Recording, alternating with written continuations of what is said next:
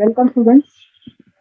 For the sixth capsule, it comprises of a topic, slope and deflection. So let us now start with the LMR for this particular topic. So starting with the definition itself for the slope and deflection, we have slope is defined at any section, angle made by the tangent in radians at that section with original axis of the beam. Now, what does it mean? Let us say there is a beam like here and it is subjected to, let us say, a load of this type. Now, because of this load, this will try to bend like this. Now, what is the slope? Slope is defined as the angle made by the tangent. So, if I want to find out slope at this point, I will make a tangent at this point. Similarly, if I want to find out the slope at this point, I will make a tangent at this point. If I want to find out slope at this point, I will make a tangent at this point.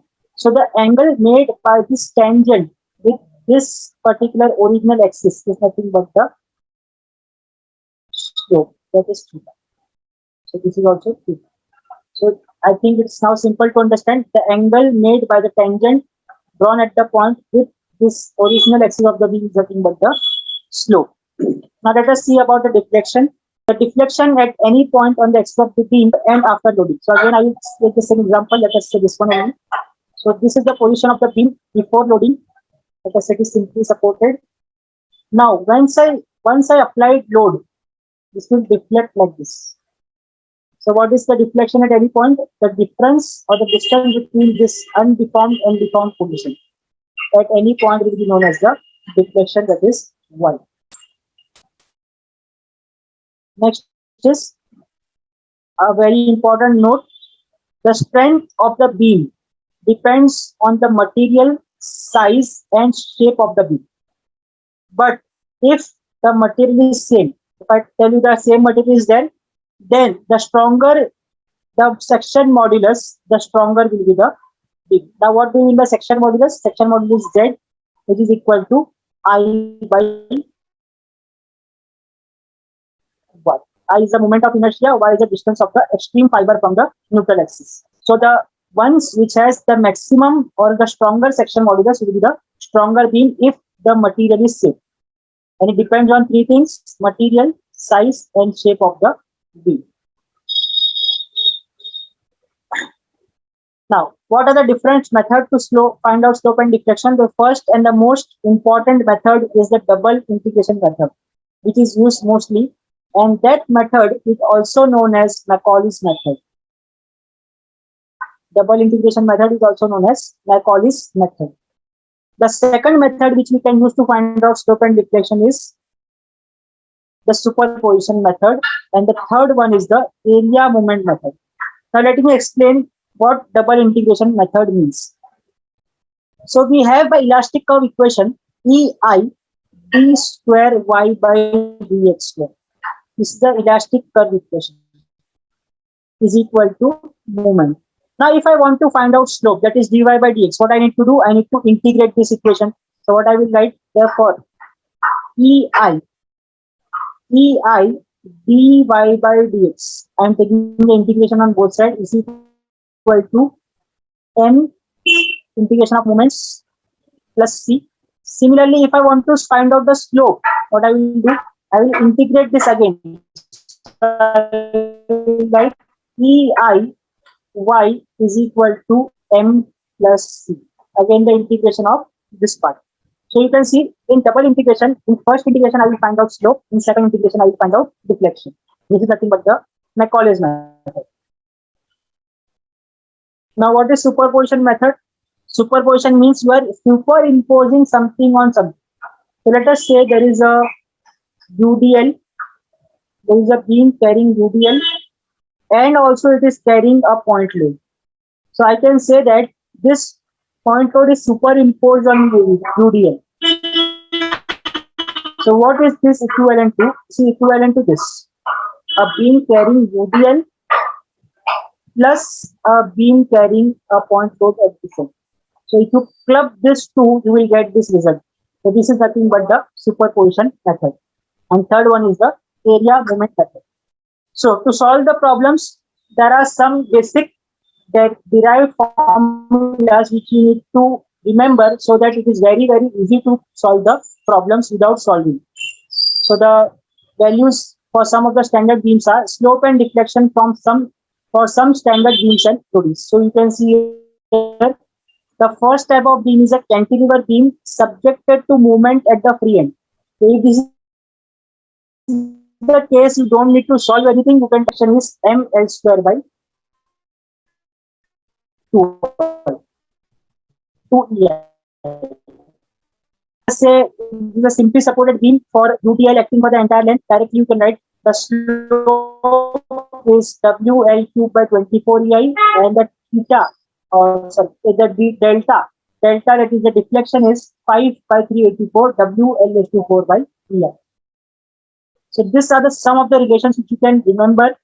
It's very good to remember this because it will not help you in MCQs but also for the descriptive and also for your GATE and other competitive exams, wherein we have lack of time and we have to solve more problems. So this is the slide which we can use for solving the problems. And one more slide is there, this one.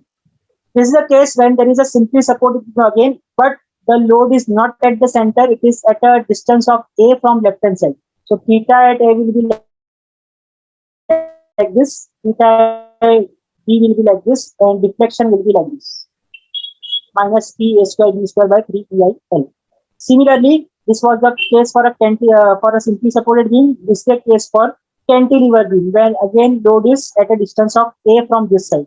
So theta I will write P A square by 2 EI, and Y is this one. And the same case for simply supported beam, which is coupled at right end and it is uniformly varying load. UDL for simply supported beam at uniformly varying load. These are the answers. So with this basic information on the slope and deflection, let us start with the MCQ part. The first question which comes in the way is this one. The strength of the beam depends upon, this we have already seen in LMR, it depends on the section modulus if the material is same. So answer will be A. Next question is this one. The ratio of dash to the deflection of the beam is called the stiffness of the beam. So from the basic relation, we know that stiffness is equal to force upon maximum deflection or deflection.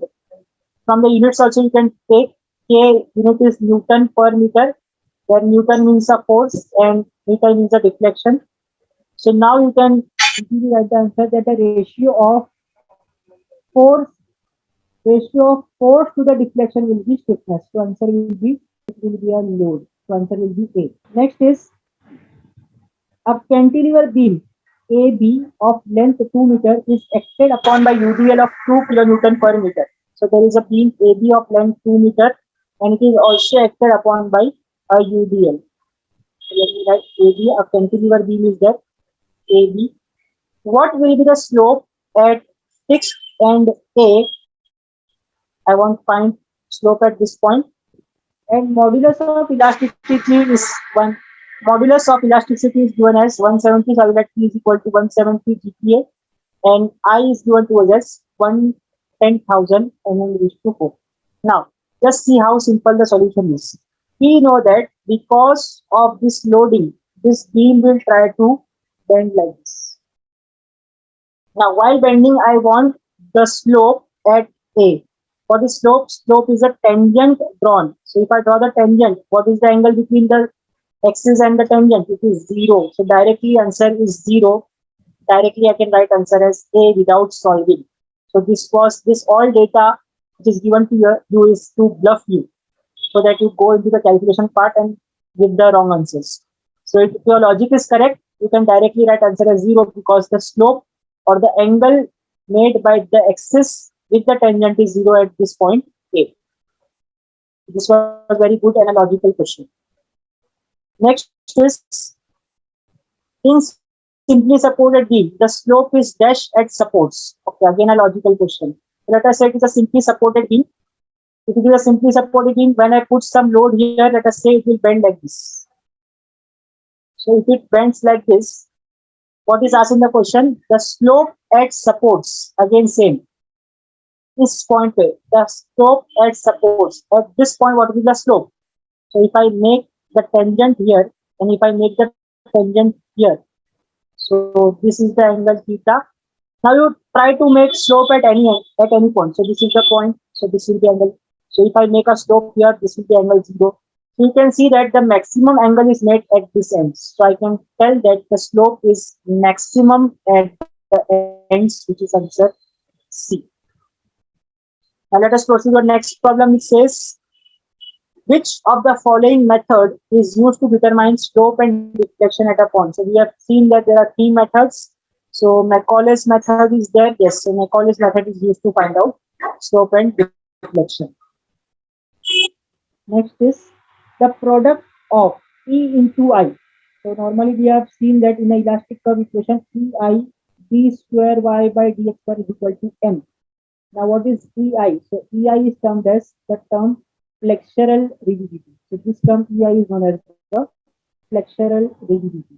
Option A. Next question. Next question is, a simply supported beam of length 6 meters carrying a UDL over the entire stem. So, there is a simply supported beam and is carrying a UDL for an entire stem. So, this is a simply supported beam of length 6 meters and it is carrying a UDL of 12 kilonewton per meter. If E is 2 into 10 raised to 5 Newton per mm square, so units are missing there, and I is 6 into 10 raised to 10 mm raised to 4, we need to find out what is the deflection at the center of the beam. So in the standard formula which I have given, if you see for the simply supported beam, the deflection at center, the formula is delta is equal to, that is deflection at center is equal to 5 into WL raised to 4 divided by 384 EI. So see how simple it becomes. Just put the values and get the answer. If I go by regular method, it will be a very tedious and a lengthy process. It is equal to 5 W. W is given to that 12 kilonewton per meter, so it will be 12 into 10 raised to 3. Then length is given as 6 meters, so it will be 6 raised to 4 divided by 384 will be as it is. Now please look at here the conversion. I have kept all the things in meters and newtons, but here the value of E given to us is Newton per mm square. So I have to convert this mm into meter. So I will write 2 into 10 raised to 5 multiplied by 10 raised to 6. This is the conversion factor from mm square to meter square. Multiplied by, again, I is given to us in mm raised to 4. So I will write it as 6 into 10 raised to 10 multiplied by 10 raised to minus 12, which is the conversion factor of mm raised to 4 to meter raised to 4. So when I solve this entire expression, I will get answer as 1.68 into 10 raised to minus 5 meters. But if you see, all the answers are given in mm, so I will convert this into mm. So I will get delta is equal to 1.68 into 10 raised to minus 5 into 10 raised to 3, which is equal to 0.01687 mm. This is option number B. This is the correct answer. Let us go to the next question, which says a rectangular cross-section beam of 120 mm wide and 750 mm deep. All the things are given in mm. Is simply supported over a span of 50 meters. Okay. It is simply supported over a span of 15 meters and carries a UDL. Okay, it's a UDL also for entire length with the intensity of 120 kilonewton per meter. Okay. E is given to us as 2 into 10 raised to 5 Newton per mm. Now what we need to find? We need to find what is the deflection at the center. Same thing. So again, it is the deflection at center for simply supported beam. I will let delta is equal to 5 by 384 WL raised to 4 by EI. Now if you observe here, I, the value of I is not given to us directly, but it is given that it is a rectangular cross section. So in our capsule of moment of inertia, we have seen that moment of inertia of a rectangle is given by BD cube by 12. So I will write it as 120 into 750 cube by 12. So just substituting the values, therefore delta is equal to 5. Value of W is given in 120 kilonewton per meter. So if I convert this kilonewton into Newton, I will get, or let us convert it into mm also, because here I is also in mm, or all the values are in mm. So let us convert it into mm. So kilonewton to Newton is 10 raised to 3 and meter to mm is 10 raised to minus 3. So it is cancelled out. So I will remain only with 120. Multiplied by length in mm will be 15 into 10 raised to 3 raised to 4 divided by 384 into 3 is given as 2 into 10 raised to 5 in mm only, so no need to convert. Multiplied by I also we got as 120 into 750 cube divided by 12 in mm. So on solving this entire expression, I will get the value of delta in mm because I put all the things in mm. So I will get answer as 93.75 mm, which is option number A. This is the correct answer. Let us move to the next question, which says, which of the following differential equation is used to find the slope and deflection of an elastic curve? So it's a very basic question. We have d square y by dx square, or I can write pi d square y by dx square is equal to m. Just rearrange this. Okay, no need for rearrangement also. There it is given directly. M is equal to p square y by dx square into y. So this is the correct option C.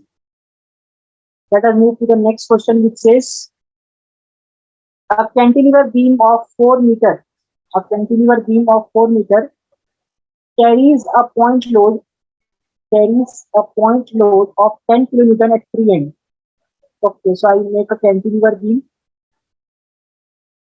and it carries a point load of 10 kilonewton at free end, and this is 4 meters. If Pi is constant, what is the deflection of the beam? What is the deflection of the beam? Again, if you refer the standard chart which I have given you, it says the deflection at free end for a point load on a cantilever beam is given by W L cube by 3EI.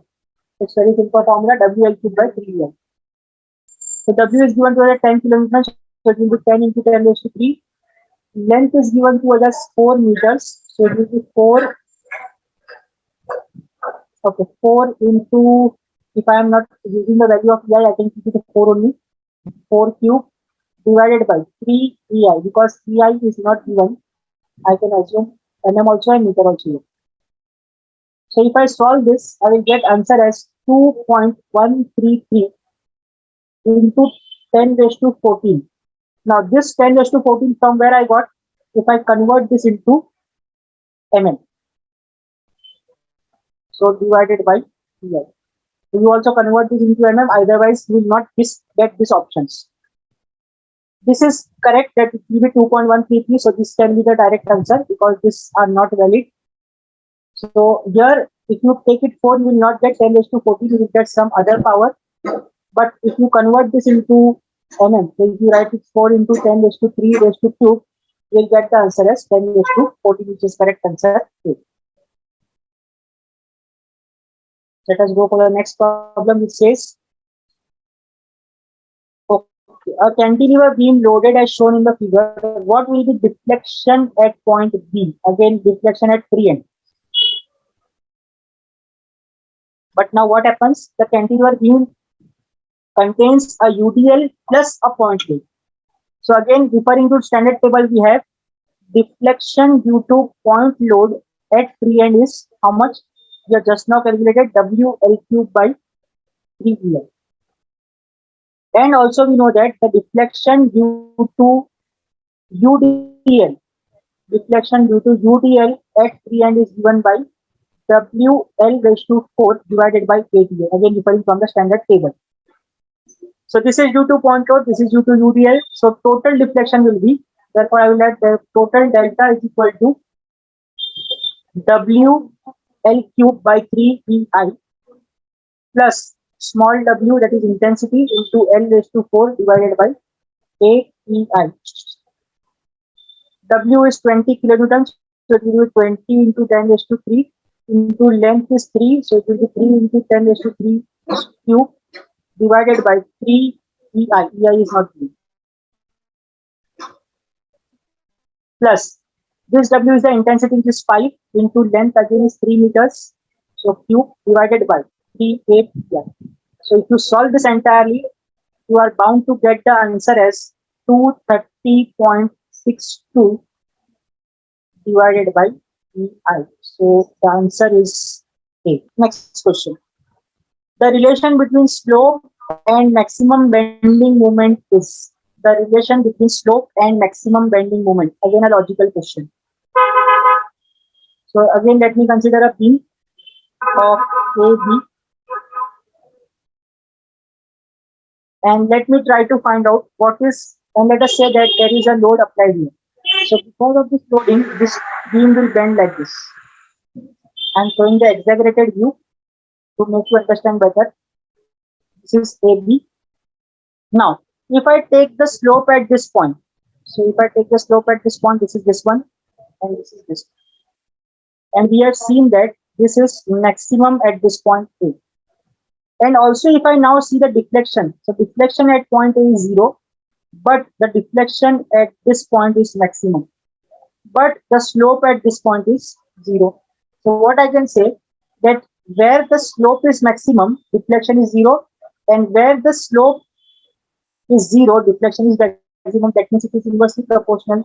Hence, I can write the relation between slope and maximum bending is inversely proportional to each other. It was a very good logical question. So with this, we have completed the module. So with this, we have completed the capsule on the topic slope and deflection, and we will meet in the last and the next and the last capsule, which is the principal stresses and strain. Thank you.